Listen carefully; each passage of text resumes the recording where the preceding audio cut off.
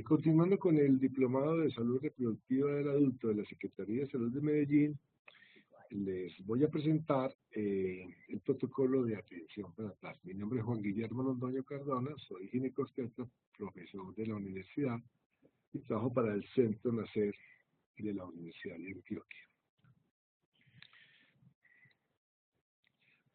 Este es el protocolo del Ministerio de Salud y Protección Social, o la guía de práctica clínica para la prevención y detección temprana de alteraciones del embarazo del Ministerio de Salud y Protección Social de Colombia, en la cual nos vamos a basar para esta conferencia. ¿Cuál es el objetivo entonces de una visita prenatal? Brindar una atención con calidad oportuna a la madre y a la familia gestante que impacte la mortalidad perinatal y en la salud materna infantil.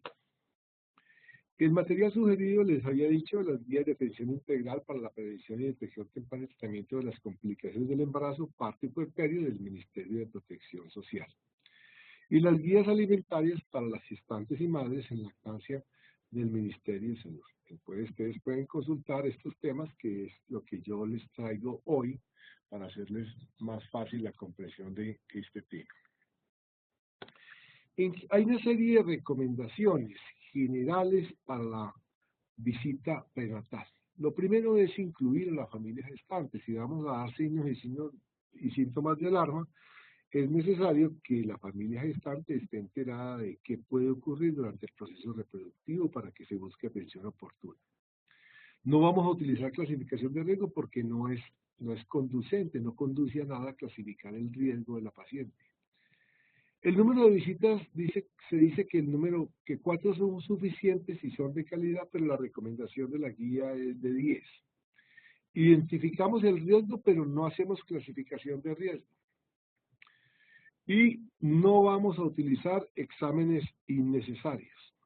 Igualmente, vamos a hacer un uso racional de las ecografías, un registro adecuado de la presión arterial, de examen físico básico, cuidadoso con la auscultación cardíaca y fetal en cada una de las visitas, educación y empoderamiento de la mujer, la familia e idealmente pues la comunidad, pero nosotros no vamos a tener mucho contacto con la comunidad, así con la mujer y la familia, la cual la vamos a involucrar en la visita.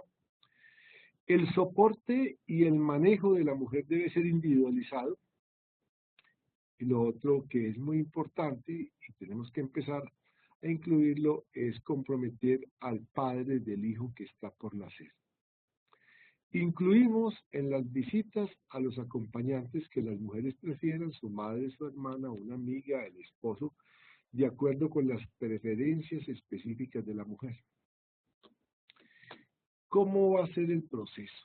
Balance de una visita prenatal ideal incluye elaborar una historia clínica prenatal de CLAP con las recomendaciones de la guía de práctica clínica o guía de atención integral. El objetivo es impactar el perfil de morbimortalidad, identificamos los factores de riesgo de la gestante y cuál es su impacto en la morbimortalidad materna y perinatal. Solicitamos los exámenes pertinentes y establecemos acciones pertinentes con carácter de integralidad. Empoderamos a la mujer y su familia y describimos las acciones de fortalecimiento y empoderamiento de esa mujer y de esa familia. Identificamos los momentos de intervención de cada disciplina. En general, la consulta la realiza el médico general o la enfermera profesional, pero podemos utilizar el recurso de las especialidades que sean necesarias de acuerdo a las condiciones específicas de cada mujer. ¿Cuántas visitas realizar? En una mujer nulípara, con gestación normal, que inicia su control prenatal en el primer trimestre, se recomiendan 10 visitas. No se recomienda un número restringido de visitas por asociarse con mayor mortalidad perinatal. Si bien la OMS 4, si son buenas, son suficientes, en Colombia vamos a utilizar 10 visitas, que es lo que recomienda la práctica clínica. Para enfocarnos en la temática vamos a utilizar un caso clínico y con base en ese caso clínico vamos a mirar cuál es la evaluación y cuáles son las intervenciones que amerita una mujer que va a una consulta prenatal. Tenemos una paciente de 22 años, secundigestante, que estudió hasta 8º grado en unión libre, raza mestiza, residente en área urbana.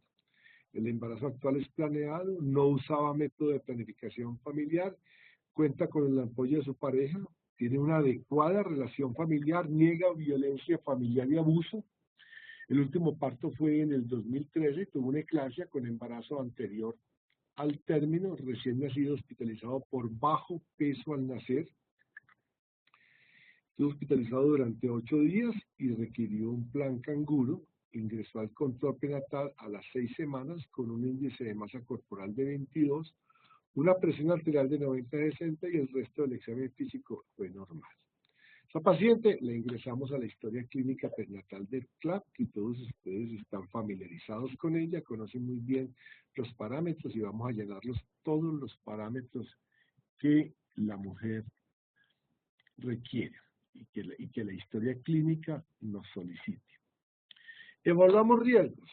¿Cuáles son los riesgos? Edad materna, tiene 22 años, por eso no tiene problema. Las enfermedades de base, no parece tenerla. Tiene una historia de una eclampsia en un embarazo anterior con un niño de bajo peso, que hace parte importante de la historia obstétrica previa. Los riesgos para diabetes, que tienen que ver con el peso, la historia familiar. Los riesgos biopsicosociales, que los vamos a indagar y cada trimestre vamos a evaluar el riesgo biopsicosocial. El riesgo de parto pretérmino, los riesgos de malformación y muerte perinatal y los riesgos de preeclampsia, que en este caso están bien definidos. Tiene una eclampsia en embarazo anterior con un niño de bajo peso al nacer. Fundamentalmente este es el riesgo detectado más importante en este paciente al cual le vamos a hacer seguimiento. Entonces, con base en esa historia, ¿cuáles serían los diagnósticos de ingreso? Y los posibles riesgos asociados con esta gestación y cómo vamos a realizar la intervención en esa paciente específica. Recordemos que tuve eclampsia en el embarazo anterior, entonces nos enfocamos en los riesgos para preeclampsia. Existen lo que se conoce como factores de riesgo moderado, que es un primer embarazo, una edad igual o mayor a 40 años, un intervalo intergenésico mayor de 10 años, dice, porque ese es el tiempo en el cual la mujer no ha estado expuesta a antígenos de carácter fetal, que parece ser que es el fundamento para que se presente la preeclampsia. Un índice de masa corporal mayor o igual a 35, en esta mujer no es el caso de la primera consulta, el embarazo múltiple por la hiperplacentosis y los antecedentes familiares de preeclampsia. Esos son los factores de riesgo moderado y existe también los factores de riesgo alto. Trastorno hipertensivo en el embarazo anterior, que es el caso de esta paciente, enfermedad renal crónica, enfermedad autoinmune como lupus eritematoso sistémico o síndrome antifosfolipídico, diabetes 1 y 2 e hipertensión crónica. Por el momento, esta paciente tiene un factor de alto riesgo para preeclampsia, que es el trastorno hipertensivo del embarazo anterior, eclampsia con niño de bajo peso al nacer, es decir, tuvo un impacto grande en el resultado perinatal. Con base en esto, ¿qué recomendación clínica hay? Se dice que se recomienda la administración oral de 75 a 100 miligramos de aspirina a todos los días a partir de la semana 12 de gestación y hasta el día del parto a las mujeres con 2 o más factores de riesgo moderado para preeclampsia, y igualmente se recomienda una dosis oral, administración de 75 a 100 miligramos de aspirina todos los días a partir de la semana 12 de gestación y hasta el día del parto para todas las mujeres con alto riesgo de preeclampsia. Un solo factor califica a la paciente como de riesgo y en este caso la paciente tuvo una eclampsia en el anterior embarazo con un niño de bajo peso. Por lo tanto, esta paciente amerita la administración de aspirina a partir de la semana 12 y hasta el momento del parto. 175 a 100 miligramos. Igualmente, se recomienda la ingesta de calcio a dosis de 1.200 miligramos por día a todas las embarazadas a partir de la semana 14 de gestación. No se recomienda el consumo de los siguientes suplementos cuando se utilizan únicamente con el objetivo de prevenir hipertensión durante el embarazo. Magnesio, ácido fólico, vitamina C y E, aceites de pescado, aceites de algas, ajo, licopeno, coenzima Q10, ni heparinas de bajo peso molecular. Solamente la aspirina en dosis de 75 a 100 y 1200 miligramos de calcio es lo que la evidencia muestra que sirve para prevenir de una manera significativa el riesgo de hipertensión inducida por embarazo. Entonces vamos a hacer un análisis del caso clínico. La paciente tiene historia estética previa de eclampsia y bajo peso al nacer por insuficiencia placentaria, que es lo que produce la hipertensión inducida por embarazo, con un alto riesgo de recurrencia de la enfermedad. Intervención, habíamos dicho, inicio de ASA, 75 a 100 miligramos, y calcio desde la semana 12, más vigilancia estricta de las cifras de presión arterial, síntomas premonitorios, ganancia de peso y altura uterina. En eso nos vamos a enfocar en esta paciente, además de los otros aspectos que requiere un embarazo. Cada trimestre vamos a hacer valoración del riesgo psicosocial. La valoración del riesgo psicosocial debe realizarse en la primera visita y cada trimestre. Si se identifica riesgo, debe referirse al especialista que se requiere, es decir, nutrición, trabajo social, psiquiatría, psicología, etc. En cada trimestre debe evaluarse el estado de estrés materno, ansiedad, trastornos del sueño, depresión y pobre apoyo de la red social. La recomendación que trae la guía del Ministerio es evaluar el riesgo biológico y psicosocial con base en la escala de Herrera y Hurtado para definir si la gestante puede continuar las visitas prenatales con el médico general o enfermera o requiere referencia a ginecobstetra, apoyo psicológico, psiquiatra, trabajo social, etc. Todo depende de la valoración que haga el médico con base en la escala de Herrera y Hurtado. Se recomiendan una serie de preguntas de tamización para violencia doméstica. La primera pregunta es hacérsela a la paciente si durante el último año fue golpeada, bofeteada, pateada o lastimada físicamente o de otra manera. Y igualmente se le pregunta si desde que está en gestación ha sido golpeada, bofeteada, pateada, lastimada físicamente de alguna manera y si durante el último año fue forzada a tener relaciones sexuales. Si la respuesta es afirmativa, se debe reportar el caso y orientar a la gestante hacia el soporte de un equipo multidisciplinario con ginecobstetra, psicólogo y trabajo social. Es muy importante porque ustedes conocen muy bien los altos índices de violencia intrafamiliar y violencia sexual contra la mujer con las repercusiones que tiene no solamente en su vida, en su salud, sino de riesgo reproductivo. ¿Quién debe hacer esa consulta y cuándo remitir?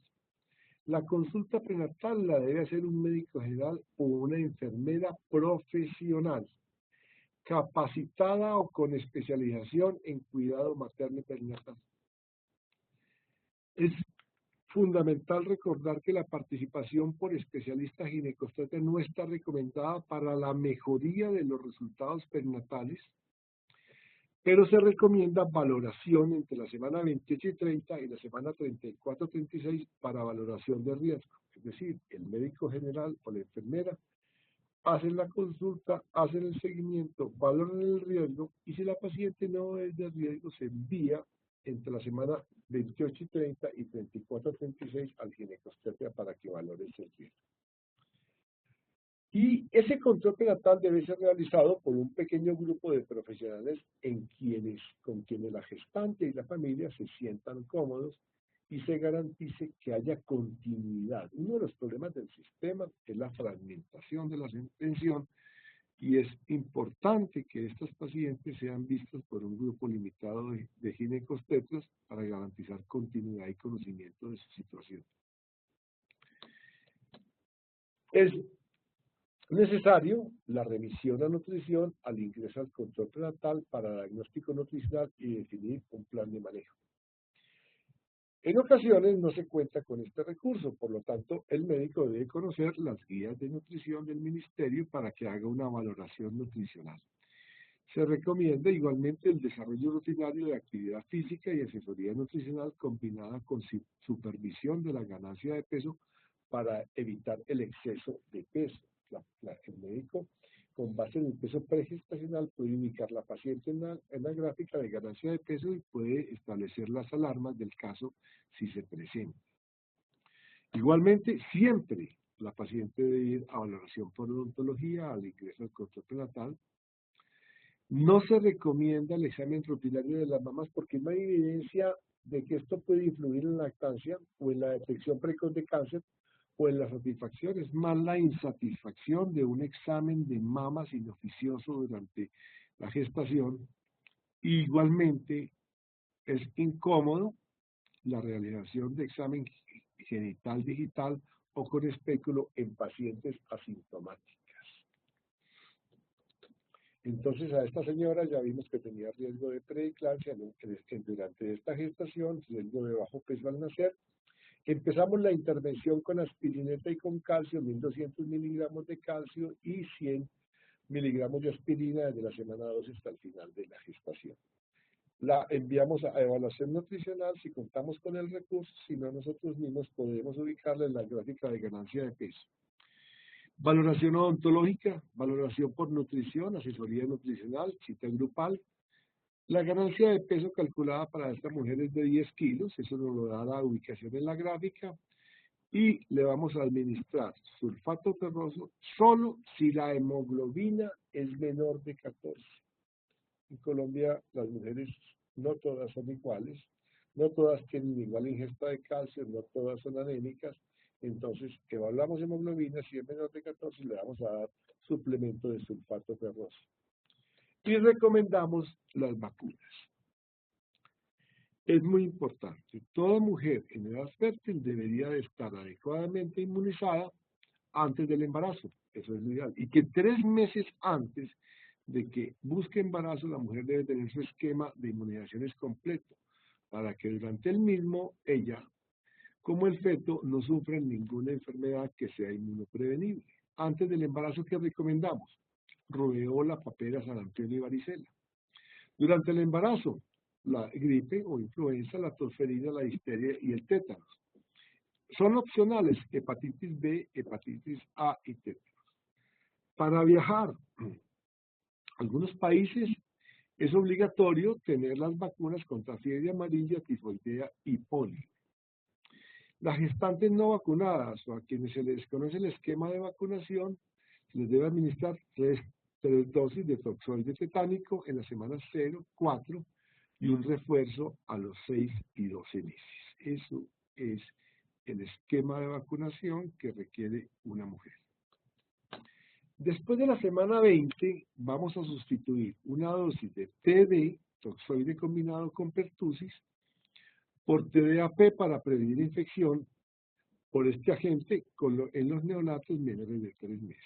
Es decir, a la semana 20 reemplazamos TD por TDAP.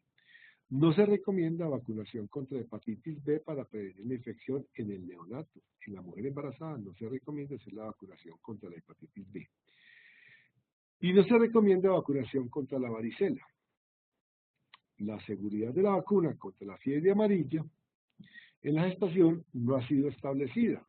Por lo tanto, se recomienda administrarla solo en mujeres que viajan a zonas endémicas. Es importante, ahora se está exigiendo en las aerolíneas para viajar a zonas endémicas la vacuna de fiebre amarilla y en este caso vacunaríamos a la gestante, pero no lo haríamos de manera rutinaria a las que no van a viajar a estas zonas. En general hay una dilapidación de recursos en ecografías que no tienen mayor justificación. ¿Cuál es la recomendación de la guía sobre el uso de ecografías? Que realicemos una ecografía entre las 10 semanas y los 6 días. 10 semanas más 6 días y las 13 semanas más 6 días con el fin de valorar la edad gestacional, descartar embarazo múltiple, detección de malformaciones fetales mediante la translucencia nucal, la cual debe ser medida por un personal con entrenamiento y certificación. Recordemos que la ecografía es operador dependiente y que no es el aparato lo importante, sino el que está frente al aparato. Se recomienda realizar rutinariamente una ecografía de detalle por profesionales con entrenamiento y certificación entre la semana 18 y 23 más 6 para la detección de anomalías estructurales del feto. Eso es lo que trae la guía colombiana. Y hasta ahí es el número de ecografías. No se recomienda ecografía rutinaria después de la semana 24, semanas de embarazo, después de la semana 24 en pacientes con gestaciones de curso normal, pues no hay evidencia de que mejore el resultado perinatal y si aumenta la tasa de cesáreas no indicadas. Entonces, por encima de la semana 24, solamente en casos específicos cuando lo consideremos que esté plenamente justificado. La guía recomienda la medición rutinaria de altura uterina en todas las consultas prenatales, preferiblemente por el mismo personal de salud. Después de la semana 24, realizamos un registro gráfico de la progresión de la altura uterina. Y solicitamos ecografía cuando la altura uterina es menor del percentil 10 o mayor del percentil 90. Calculamos el peso fetal por la fórmula de Hadlock. Esa es el estándar aceptado para Colombia. Igualmente, la guía recomienda que las mujeres sean informadas de las limitaciones de la ecografía de rutina, con énfasis en variaciones en las tasas de detección según el tipo de anomalía fetal, el índice de masa corporal de la mujer y la posición del feto. Es decir, hay anomalías que dependen del peso, cuya detección depende del peso, la posición fetal y el índice de masa corporal. Por lo tanto, la mujer debe conocer que esas anomalías a veces da dificultad detectarlas por las circunstancias que les acabo de mencionar. La primera ecografía, ¿qué buscamos? Viabilidad de edad gestacional, número de fetos, si está vivo o no, la edad gestacional, número de fetos. Si es gemelar, y en gemelar evaluamos corionicidad y anionicidad. No hay justificación para ordenar una ecografía del primer trimestre para confirmar embarazo en ausencia de síntomas o signos clínicos. Eso es muy importante porque eso es dilapidación de recursos. Y para el cálculo del riesgo de aneuploidías, hacemos una ecografía con somnolencia nucal entre las semanas 11 a 13 más 6. Entre las 6 y 9 semanas vamos a determinar edad gestacional por medición de la longitud del cuello a la rabadilla del feto en el primer trimestre de la gestación.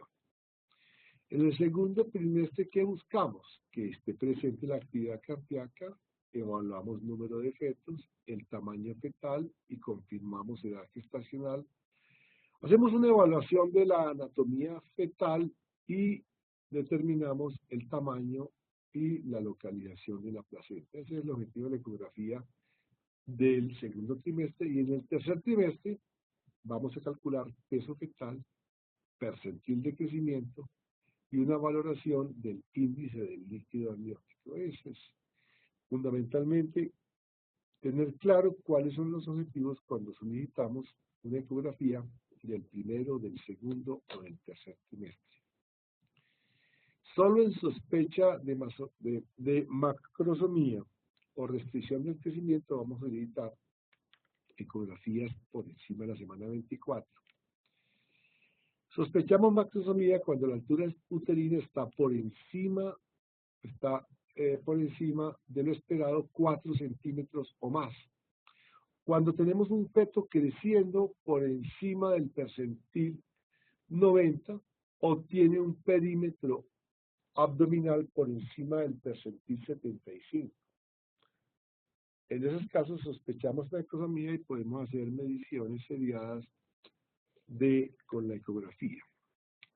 Entonces, hasta este momento, la intervención depende idealmente de la ecografía de tamización genética y de tercer nivel. No olvidar la medición juiciosa de altura uterina. No es necesario pedir ecografía seriada ni Doppler fetoplacentario ni Doppler de arteria uterina para descartar la presencia de preeclampsia. La paciente tiene un factor de alto riesgo como es el antecedente de una eclampsia en el primer embarazo con un niño de bajo peso al nacer. ¿Qué infecciones tamizamos durante el embarazo? Recomendación. Entonces, ella recomienda ofrecer la tamización con bactericidina sintomática por medio de un cultivo antes de la semana 16 o cuando la mujer ingrese a ese control prenatal. En todas las gestantes, semana 16 o en el momento que ingrese. Y hacemos seguimiento con neurodigestivo a la gestante que recibe tratamiento para bacterias asintomáticas. Recordemos que en el embarazo, la bacteria asintomática se trata y se sigue haciendo una monitoreación cada mes con urocultivo. No se recomienda continuar la tamización para bacterias asintomáticas si el primer urocultivo es negativo, no tiene sentido. ¿Qué otras infecciones tamizamos durante el embarazo? Prueba rápida para ELISA, para VIH, la primera visita, descripción del control prenatal y primer trimestre previo consentimiento informado escrito y asesoría pre y postprueba. En el momento de ingreso, idealmente en el primer trimestre y en el tercer trimestre. La mujer con 2 resultados reactivos a la prueba de VIH se le realizamos carga viral. Esa es la recomendación de la guía. ¿Qué otros paraclínicos? Para todas las mujeres necesitamos una hemoglobina y un hematocrito, o mejor un hemograma completo, el momento de la inscripción al control prenatal y a la semana 28 para determinar si hay anemia. Si la hemoglobina está por debajo de 10, es necesario realizar estudios para mirar si requiere suplencia de hierro y clasificar el tipo de anemia. Tamización de rutina para estreptococo del grupo B entre las semanas 35 y 37 por medio del cultivo rectal y vaginal a todas las mujeres. Si se detecta estreptococo del grupo B en un cultivo del último trimestre, la vamos a iniciar tratamiento sin requerir cultivo rectal o vaginal. Eso es muy importante que lo tengamos en cuenta por las implicaciones perinatales que tiene la infección por estreptococo del grupo B. En relación con la predicción de parto pretérmino, recordemos que aproximadamente el 15% de los partos son pretérmino entre nosotros y que ha sido algo difícil de impactar. En la gestante con curso normal no se recomienda tamización rutinaria para parto pretérmino. No hay necesidad de realizar parto vaginal, no hay que pedir pironectina, ni que hacer cervicometría de rutina en estas mujeres si el embarazo es de curso normal. Para la diabetes gestacional realizamos la prueba de tolerancia a la glucosa. Entonces realizamos la prueba de tolerancia a la glucosa con 75 gramos entre la semana 24 a 28 con los siguientes valores criterios. La glicemia basal debe estar por debajo de 92 miligramos por decilitro, a la hora por debajo de 180 y a las 2 horas por debajo de 153. No se recomienda la relación de diabetes, la tamización de diabetes gestacional con otra prueba diferente a la curva de tolerancia oral a la glucosa con 75 gramos. Esa es la recomendación que trae la guía y la mayoría de las guías del mundo. Intervenciones en el caso que nos ocupa hasta el momento. Le solicitamos un hemograma completo, hemoclasificación, urocultivo, si es positivo, hacer tratamiento y seguimiento cada mes, ELISA para VIH, si es positivo, otro ELISA, si es positivo, entonces una carga viral, prueba rápida para sífilis. La citología, si no tiene reciente, no se requiere examen de rutina de flujo, de frotis de flujo, no se requiere tamización rutinaria con cervicometría. Entre la semana 28, la prueba de tolerancia oral a la glucosa con 75 gramos y a la semana 35, cultivo para estreptococo del grupo B vaginal o rectal. Es frecuente que las pacientes presenten síntomas durante el embarazo, epigastrasia, entonces para eso utilizamos ranitidina, el manejo del dolor, idealmente con acetaminofén, manejo del vómito, idealmente con bebidas de jengibre, y manejo de los síntomas gripales, loratadina, cetericina, entonces con loratadina, idealmente líquidos al clima abundantes. Estos son a grandes rasgos los elementos que tenemos que tener en cuenta para realizar un control prenatal de calidad. Recuerden siempre incluir al acompañante, a la familia, hacer empoderamiento de la mujer, solicitar los exámenes pertinentes y establecer qué factores de riesgo tiene y las intervenciones necesarias. Muchas gracias por su atención. Quedan con la conferencia para que la observen las veces que sea necesario. Igualmente, les recomiendo leer las guías de atención integral para la prevención de las complicaciones del embarazo, parto y puerperio del Ministerio de Salud y Protección Social de Colombia. Muchas gracias.